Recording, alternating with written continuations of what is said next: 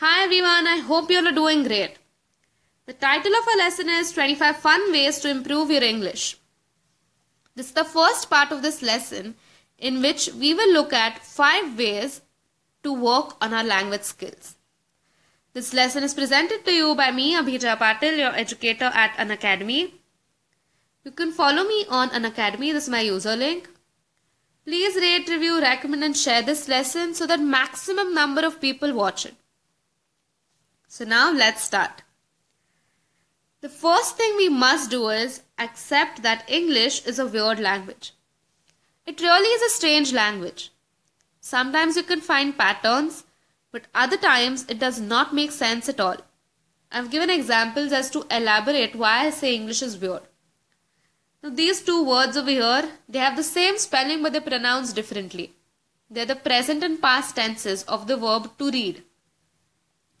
Now this is pronounced as read, whereas this is pronounced as red, as in the color red. Now who decides this?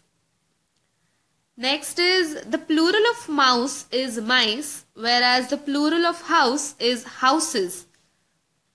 Mouse and house are so similar sounding. They are rhyming words, but the plurals are so distinct. Next, we look at how the letter O is pronounced differently in different words. Con, sun, comb and tomb. In tomb, we are pronouncing O as if it were a U. So there are just as many exceptions as there are rules in English. If you try to find a reason for everything, then it's easy to get stuck. The best thing you can do is accept that English is strange and just memorize the exceptions. The next is practice the 4 core skills. They are reading, writing, listening and speaking. These skills are important to learn any language. I know you must have come across so many people who ask you to master these 4 skills to learn English.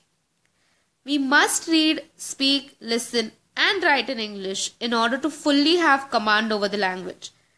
Only being good at 2 or 3 is not going to make you a master of English. You need to be good at all these 4 skills so that you are perfect in English. I will give you all tips for each of these 4 skills in the upcoming segments. Next is books to read. Now we spoke about reading. Reading is the first of our 4 core skills. So why read?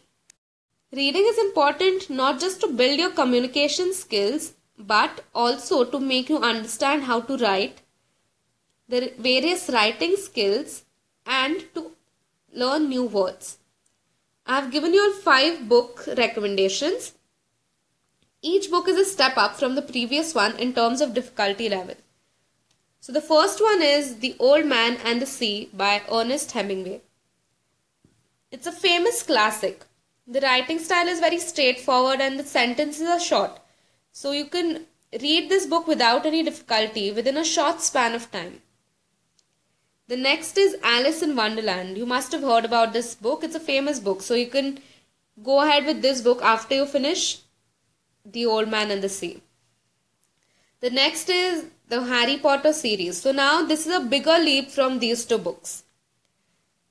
It has some serious reading but it's fun and engrossing. Once you start reading these books, you won't be able to keep them down. The reason why I say it's some serious reading is because this is a series and this series has 7 books. And the books are huge. They are over 500-600 pages. I know you can always watch the movies but some parts have been skipped in the movies. So it's a good read and you won't be disappointed by J.K. Rowling.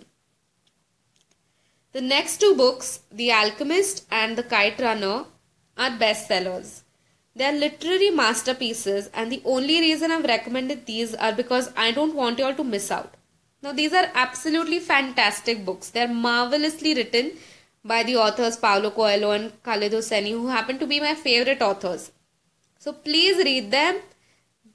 They are going to really help you improve your English and not just that but they are going to help you grow as people. So please read them. You can read whatever you like. You can read your comics or the authors you like, whatever. But just have an aim of reading 20 to 25 pages a day.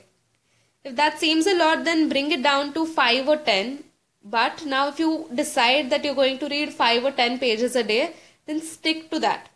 Be regular and be sincere. If you decide 5 pages, then you should read 5 pages a day.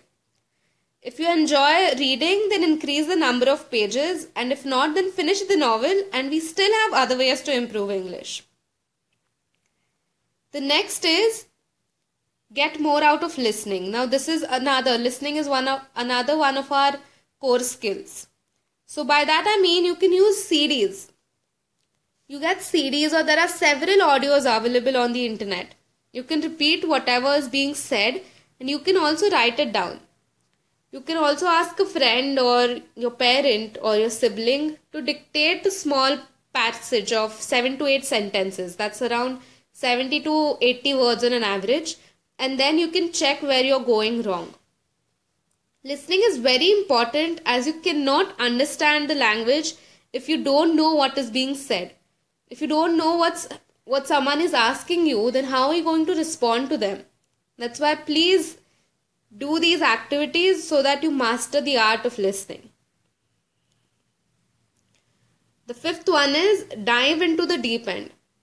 Okay, so I don't know if this has happened to you all, but at least when I was learning how to swim, the coach used to ask us to dive into the deep end of the pool at the end of each class. It was hard, but the logic is that we learn how to swim when we are struggling or something like that. I did end up learning how to swim, so obviously this theory works. Now coming to the point, dive into the deep end for English, it means having an aim to study English for an hour once a week is not going to be enough. You should spend a few minutes every day to practice English. I told you all 20 minutes is enough. Please take out 20 minutes from your busy schedule and read. Read or write, speak, listen, anything. Just practice English. If you can dedicate more time, then that's good also. You should challenge yourself every time you study to read and say things that might be difficult for you. By taking some efforts every day, you will start speaking fluently. Now we saw 5 ways in this part, and now it's time to learn 5 new words to add to our vocabulary. The first word is confront. It means to face or stand up to someone. It means as in if some person is telling you to do something that you don't want to do, and when you go to them and say no, when you're face to face with them and you say no, that's when you're confronting someone. Or if you don't like something about a person and you're telling them face to face, that's confronting. Example is, the CEO was confronted by a group of protesters. It means he was in a position where they were standing up to him as a sign of protest. Next is totter. It means moving in an unsteady way. The example is, she tottered off in her 6-inch heels. That means she wasn't comfortable. She wasn't able to walk in her heels, and that's why she was walking in an unsteady way. So that's totter. Next is glisten. It means to shine. Example is, the boy's cheeks glistened with tears. Next is witty. It is characterized by quick and inventive verbal humor. So Shah Rukh Khan, the actor, he is a witty person. That means you have to think upon his jokes so that you understand his sense of humor. Example is, he passed a witty remark. And the last word for today is dingy. It's not pronounced as dingy, it's dingy. It means dark and discolored. Example is, she ate her lunch in a dingy cafe next to the station. So we learned 5 words today: confront, totter, glisten, witty, and dingy. I hope you all like this lesson and can implement these ways. Do not overdo anything, otherwise you'll be bored and you lose interest. Stay tuned for more. Bye.